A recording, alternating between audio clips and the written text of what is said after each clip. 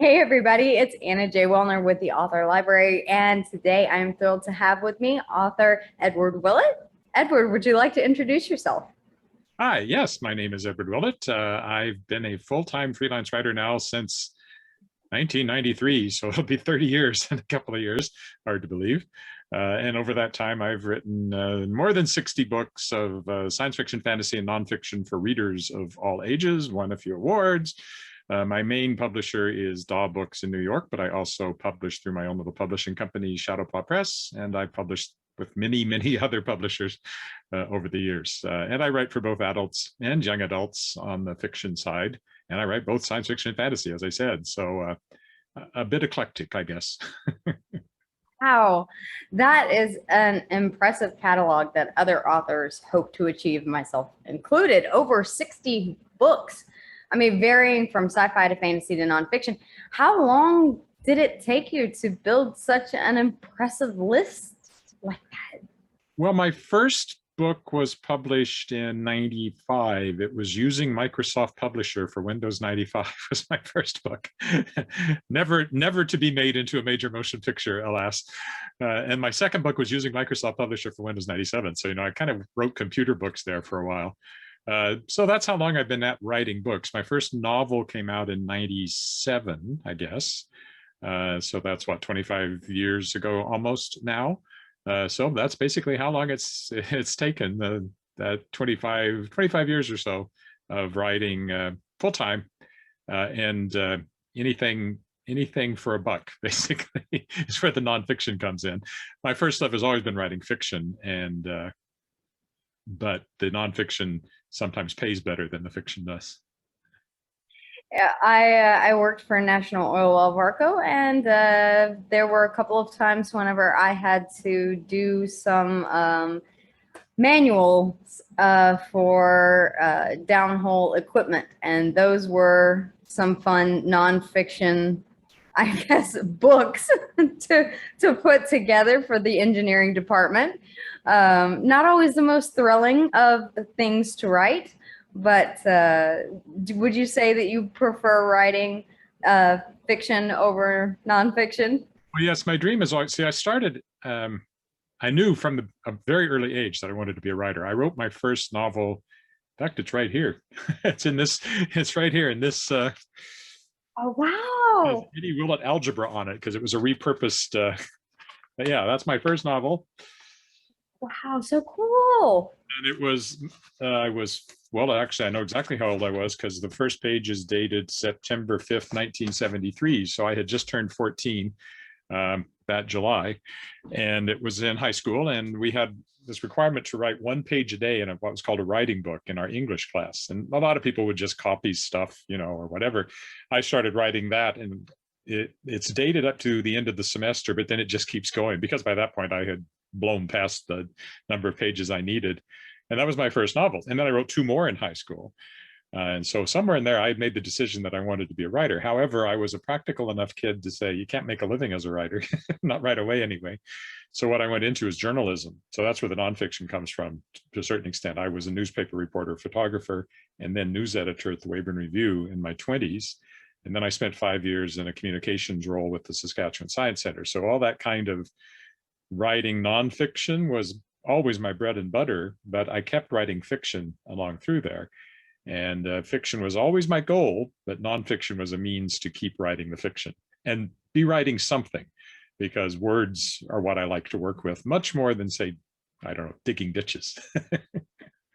Oh, absolutely. No, I completely understand. It's the same, I think, for a lot of us, whether or not it started with journaling or with writing short stories whenever you were a kid. Your love of putting those stories together, however simplistic they may be, or just retelling your day, it just continues until you get to that point where you start to find your voice as an author and you say, I want to actually do this and expound on it. And then before you know it, you've got a novel. And my very first short story I wrote when I was 11 years old is called Castor Glass Hypership Test Pilot. So you can see that I was pretty much set in the science fiction realm very, very early on. And if I ever find it, it's going online. I've misplaced the only copy of it, and it's probably in a box in storage somewhere. But if I ever find it, I'm putting it online. Absolutely. That would be awesome. Yeah, the only thing that I have are journals from probably sixth grade, I think, are the oldest that I have. And yeah, I wouldn't publish those. But Star Song is the latest addition in the lineup, which just released in July. It's a YA outer space adventure. Can you tell us a little bit about it? I can, and I happen to have one right here. I would love to see it. So this is Starsong. Yep. It's science fiction in the, well, I say it's in the Robert A. Heinlein and Andre Norton mode. It's hard to get the angle just right. There we go. The cover art is by Dan O'Driscoll, who's in Calgary and had done some cover art for some books I had published by Bundoran Press in Ottawa. So I was familiar with his work. This is through Shadowpaw Press, which is my own company. But it's a story that's near and dear to me because one of my very first published short stories was called The Minstrel. It's in my short fiction collection, Paths to the Stars, which came out a couple of years ago. And it was published way back about 1985 in a magazine that doesn't exist anymore called Jam. And very early on, I tried to turn it into a novel. And in the 90s, well, actually late 80s, I started submitting it. It was like one of the first novels I tried to get sold professionally. And Josephus Sherman, who was, people may recognize that name, was editing for a company called Walker and Company, which was a respectable mid-sized New York publisher, you know, kind of thing. And it came that close to selling. I sent her the first draft and she sent it back and said, there's a huge time skip in the middle. You got to fill that in. So I did that. I sent it back again. And she said she liked what I'd done. She was ready to make an offer on it. And then the publisher died. His son took over and said, we're not publishing science fiction anymore. And that was it. The book did not get published. That would have started my career in the 90s, early 90s, with and several years before I finally sold something. And then I never found a home for it, despite it getting that close to being published by a major publisher. Never could find another home for it. Well, a few years ago, I looked back at it. I thought, you know, I write better now. And why didn't I do this?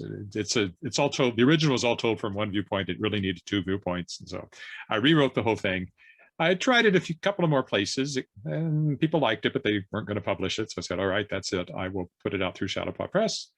And it's out and getting some nice reviews. People seem to like it. And it's just a story that I'm really happy to finally have out there because it goes way back into my into my writing career. And it's a story that really ties right back to the beginning of when I started doing this. Was that the reason why you started Shadowpaw Publishing, is to be able to publish that particular work? It was in the back of my mind, but the main reason was, like many authors, well, maybe not like many authors, I've killed several publishers. They publish me and then they go out of business. I don't think it's my fault, but it feels that way sometimes.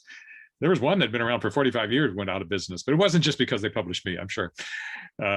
So anyway, so I have this work that becomes available again. And so a lot of authors have, you know, been putting it out themselves that have a backlist like that. So that was one reason.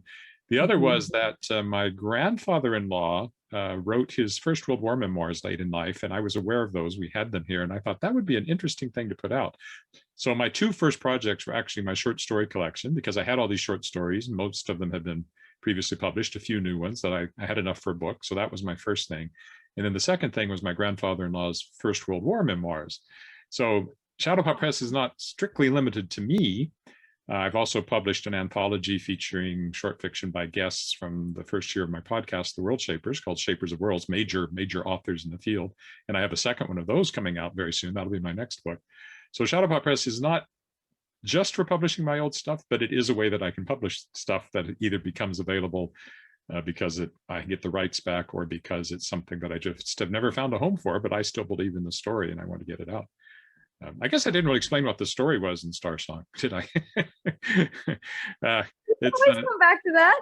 Yeah, it's a story about a kid who's growing up on a planet he doesn't belong on. He's one of these things is not like the others, and his guardian, who's been raising him since he was a child, is murdered, and the only link he has to his parents, whom he never knew, is this mysterious musical instrument that you just touch it and it plays. and it has like an alien mechanism in it of some sort. And so he decides to take that to the spaceport in this backwards planet. He wants to go to the stars. He wants to find out where this came from and find his family, find out about his parents. And along the way, he meets this girl named Tavera, who belongs to a space-going sort of gypsy-like group called the Family. And eventually he does get off the planet, and it turns out that this alien artifact that he has is not really a musical instrument at all. It's something much more powerful. And there are very powerful and rich people who will stop at nothing to try to get it.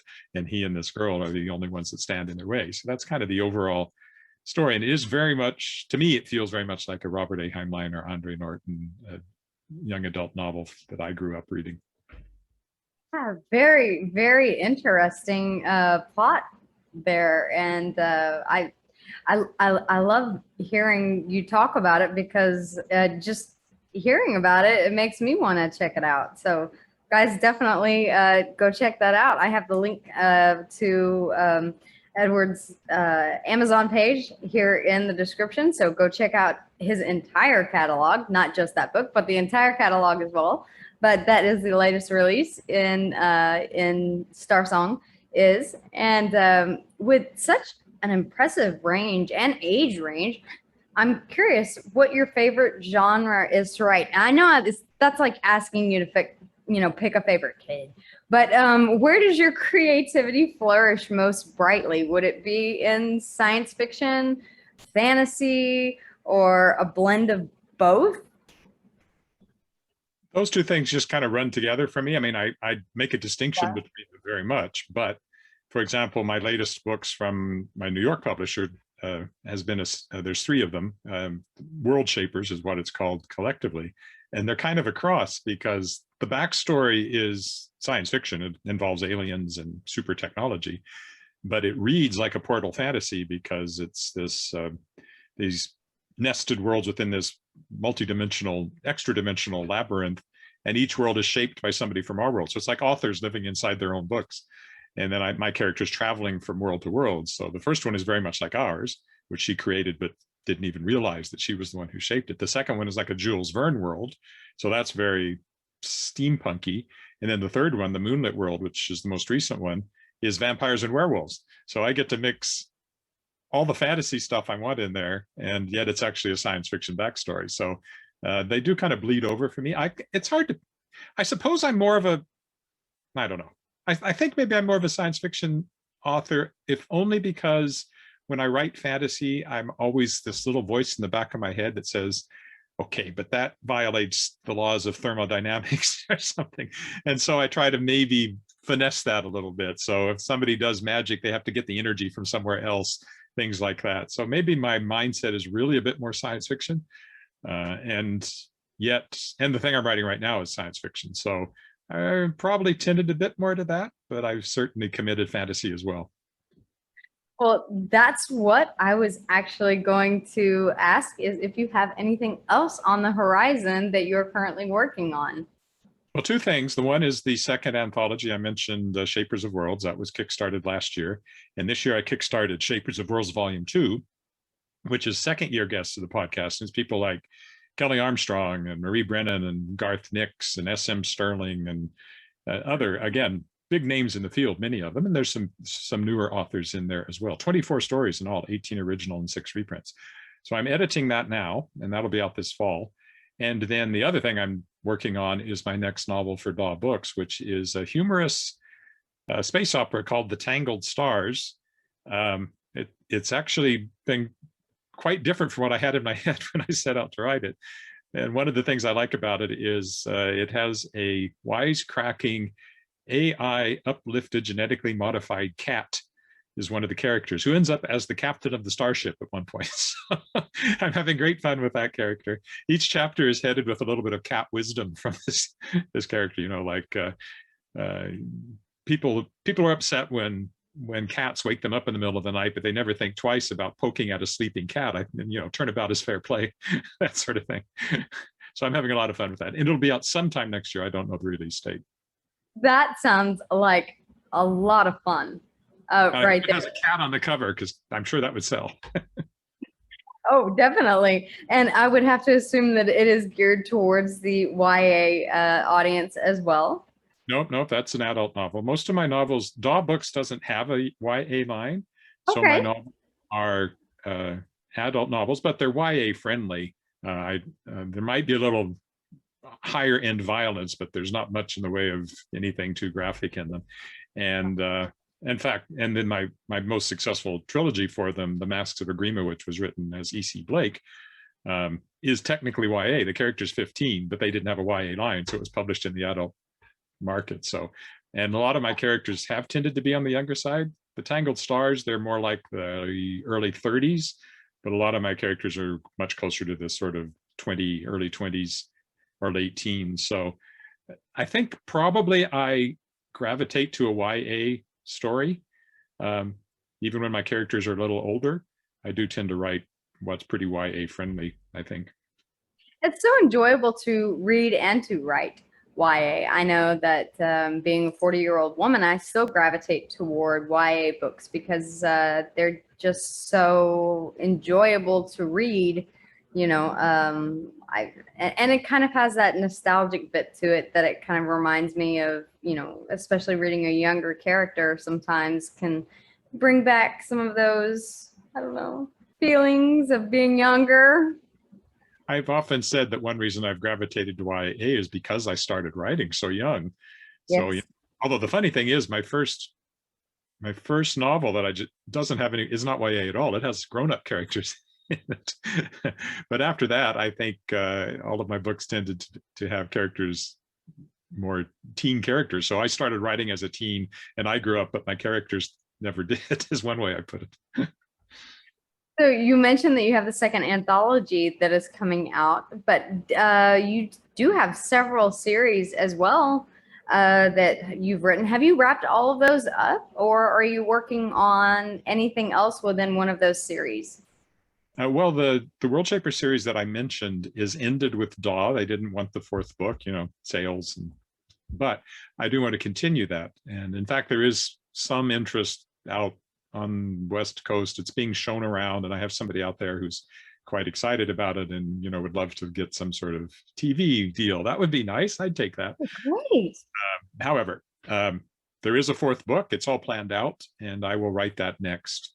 It won't matter. And I was hoping to have it out this fall because they've come out typically every September. Well, I'm not going to get it done by September. I can guarantee that. But possibly sometime in the early next year, I'll have the fourth book, and so I will carry that series on. The longest series I've ever written is called The Shards of Excalibur, young adult modern day fantasy. It was 5 books, and it's complete. Technically, I originally had an idea of carrying that on, but I don't know that I will. We'll see. And then a couple of others were not really series. I had like 2 books that were related. There could have been another book in one case, but that was so long ago, I'm unlikely to go back and carry that on. So I don't really have an ongoing series other than World Shapers, which we'll see. I'm definitely going to do the fourth book, and then I think I could wrap the whole thing up in 5 books, or I could carry it on longer than that. It's an open-ended concept with all those shaped worlds that you can visit, that I can literally tell any kind of story in that framework. So it is tempting to keep going on. I could tell well, the next one would be like a film noir world, like a Maltese Falcon kind of gangsters and that kind of a world. I could tell a My Little Pony story in that framework, except for trademarks. So. Yeah, that is the great thing about the fantasy part of it, is that you can make up your own, you can make up your own rules to a certain extent. But once you do incorporate the sci-fi into it, then there are some laws that you must abide by, as you mentioned earlier. So completely understand that. But yeah, it's tough to know. Sometimes you just know when the series is supposed to end. It's like the characters just let you know, the story just lets you know this is the final resting book. This is it. And then sometimes, you see the opportunity to carry it on and can do so. So.